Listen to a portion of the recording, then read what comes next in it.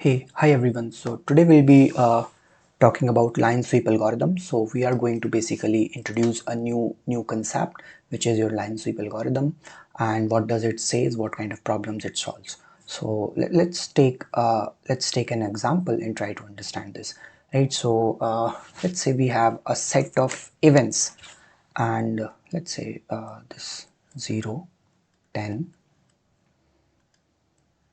15, 20, and this 10, 30, right? So let's say these are your starting and ending times of meetings, right? So at t equals to 0, one meeting starts, and at t equals to 10, that meeting ends, right? So let's say we have one meeting room, and we have to check whether we can accommodate all these meetings or not. So line sweep algorithm is used to solve these kind of problems. So we are basically given a set of events, and then based on some condition we have to check whether these events are feasible or not, right? So what do we do in line sweep algorithm is firstly we try to sort these events. So let's say if I'm making a picture for this and then try to understand this problem better. So let's say we have this number line, and at t equals to 0, one of your meetings start, right? And at t equals to 10, that meeting ends, right?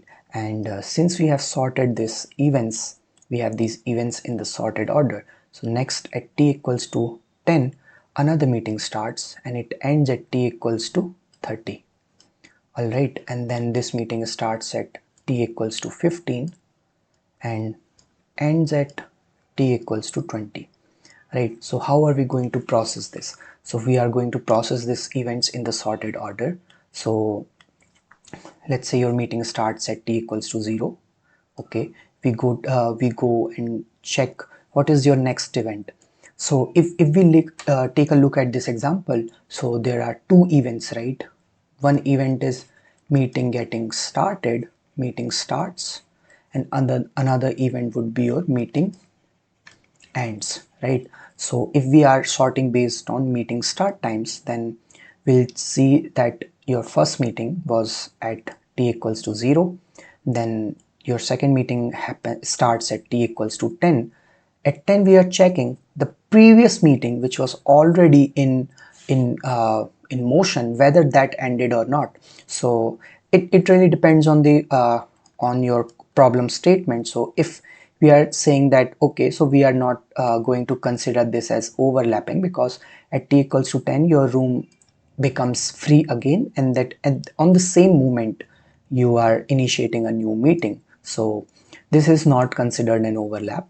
So now we go ahead, and then what is your next event?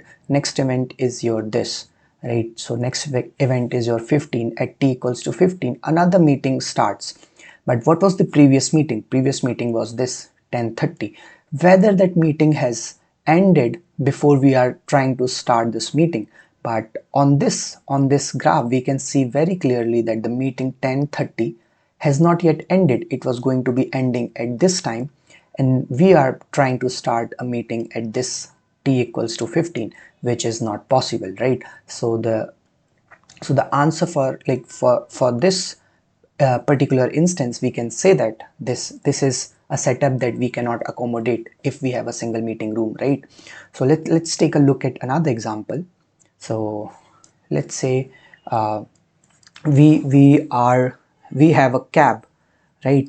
And let's say we have a cab, and like this cab is like pooling in customers. It has a maximum capacity of 5, and then we are given some timestamps. So we are given some timestamps, and we are also told that how many customers are entering your system. So if we have this x 0 and 2, so x customers are entering your cab at t equals to 0 and leaving at t equals to 2. And then we have a set of these events, and then we are asked whether this kind of setup is possible or not, and then we are also given this maximum capacity of your car. So how are we going to deal with these kind of problems? Let's have a look at that. So let's take an example. So two customers enter your system at t equals to 1 and leave at t equals to 3. Now another two customers enter your system at t equals to 2 and leave at t equals to 4, and another three customers enter your system at t equals to 3 and leave at t equals to 5, and we are told that the maximum capacity here is 5, right? So firstly, the first step that we will be doing is, okay, so this value tells you customers number of customers. This is your start, no, or let's say start time, or like entering, or let's say pickup time,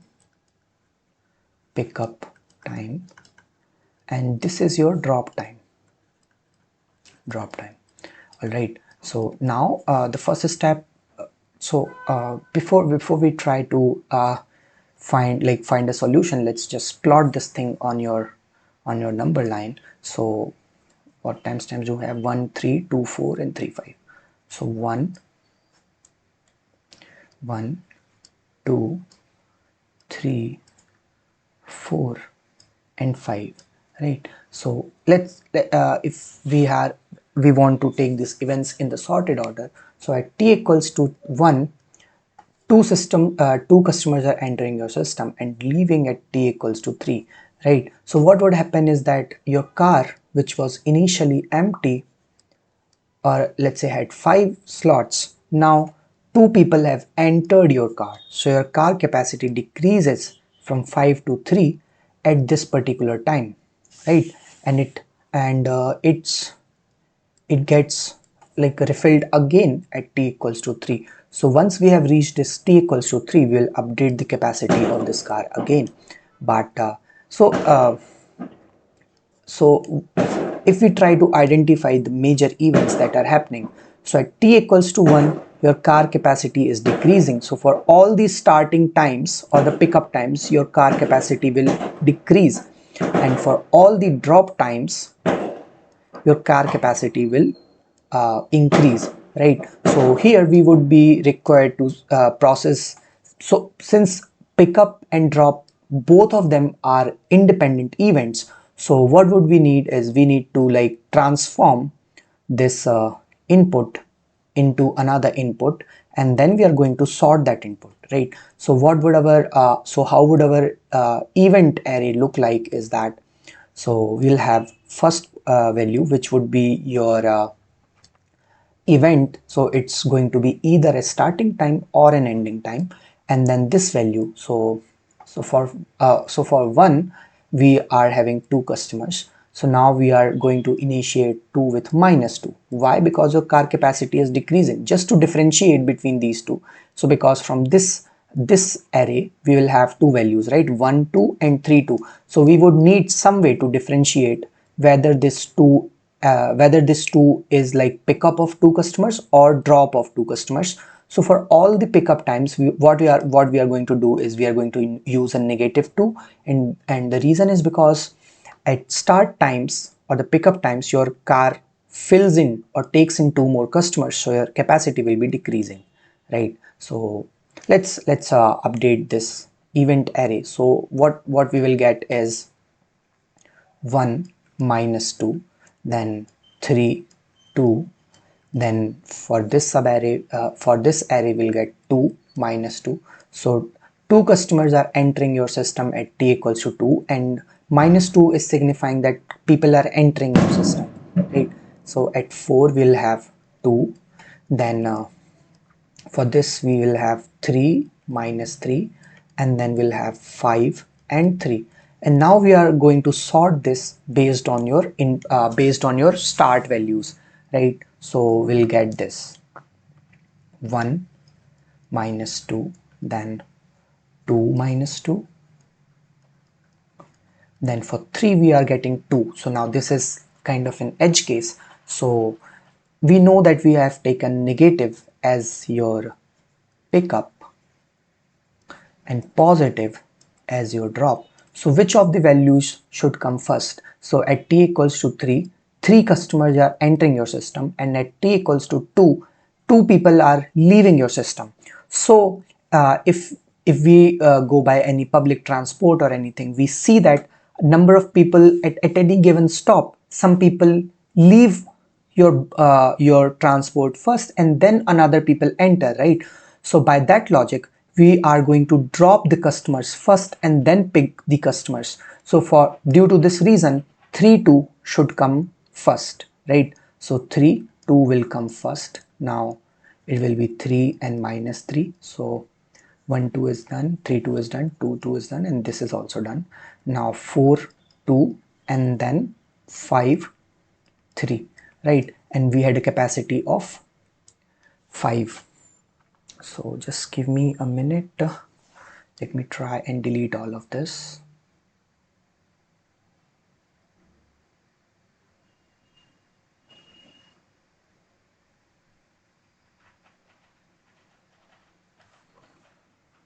Okay, and we had a capacity of 5, right? So now we see that at 1 t equals to 1, 5 customers are entering your 2 customers are entering your system, so we will decrease our capacity by 2.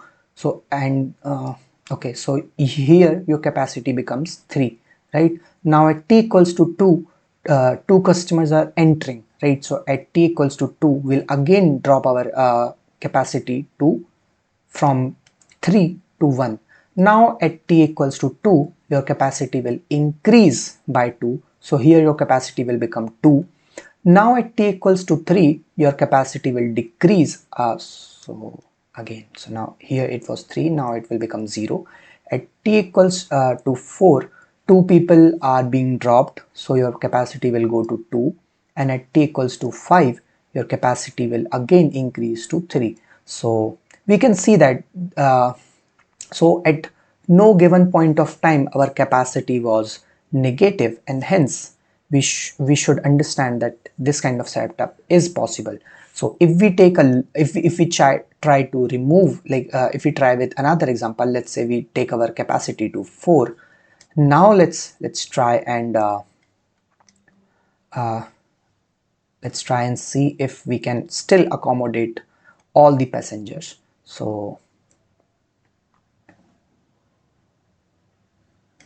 at t equals to 1, 2 people are entering your system, so you will drop the capacity to 2. At t equals to 2, your 2 customers are being picked up again, so your capacity will again drop from t equals to, sorry, from 2 to 0. Now at t equals to 3, 2 people are being dropped, so here your capacity will become 2. Now here, okay, so 3 people are being asked to like take the cab, but here our maximum capacity is only 2. If we add minus 3 here, so our capacity will become minus 1, and hence we will not be able to accommodate all the people. So in this manner we see that so this is basically your line sweep algorithm. So what are we doing in line sweep algorithm is we are given a set of events, and we are given a set of events, and at every event the state of your system changes, right? So state of your system changes, and what we do is and so we are given a set of events, state of your system changes at every event, and in the end we have to ask, like we are asked whether this set of events is possible or not. So what we do is, firstly we sort the events based on some value. Sort events based on some value. So for example, in this examples we have sort based on timestamps. So, and after that we try and process every event in order, and we see that whether it is possible to process every event or not. So this is this was a little bit about line sweep algorithm. We will be solving a couple of questions and then try to so we will be solving a couple of questions, to try and understand this line sweep algorithm in more detail. So we'll be solving some 3-4 easy problems, 3-4 easy problems, 3-4 medium problems, and then 2 hard problems. All of them will be on LeetCode. So yeah, I hope this playlist will be helpful for you people, and yeah, that's it for this video. Thank you.